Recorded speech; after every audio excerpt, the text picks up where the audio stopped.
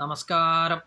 ഇപ്പോൾ വന്നതേ സംസ്ഥാന ദേശീയ തലത്തിലൊക്കെ ചർച്ചാ വിഷയമായിട്ടുള്ള എൻ്റെ ജില്ലയായിട്ടുള്ള മലപ്പുറം ജില്ലയിൽ കൂടെ കടന്നു പോകുന്ന NH 66 തകർച്ചയുമായി ബന്ധപ്പെട്ടിട്ട് എൻ്റെ ചില നിരീക്ഷണങ്ങൾ പറയാൻ വേണ്ടിയിട്ടാണ് കേട്ടോ.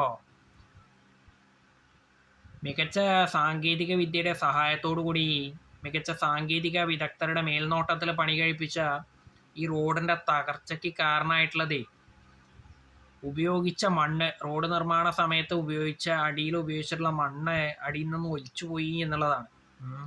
അപ്പം ഈ മണ്ണ് ഒലിച്ചു പോകാനുണ്ടായിട്ടുള്ള കാരണം മഴ പെയ്തതാണ്. മഴയ്ക്ക് കാരണം ആകാശത്ത് ഇരുണ്ട് മൂടിയ കാർമേഘമാണ്. അപ്പോൾ കുറ്റം ചെയ്തത് മഴയും കാർമേഘവും മണ്ണൊക്കെ ആയതുകൊണ്ട് തന്നെ അവരെ യഥാവിധി ശിക്ഷിക്കണമെന്നാണ് എൻ്റെ ഒരു കാഴ്ചപ്പാട്. അതിന് കാരണം ഈ റോഡ് നിർമ്മാണ സമയത്തെ ഇതിൻ്റെ ക്രെഡിറ്റ് അടിച്ചെടുക്കാനും ഫ്ലെക്സ് വെക്കാനും ഡ്രോൺ പറത്താനൊക്കെ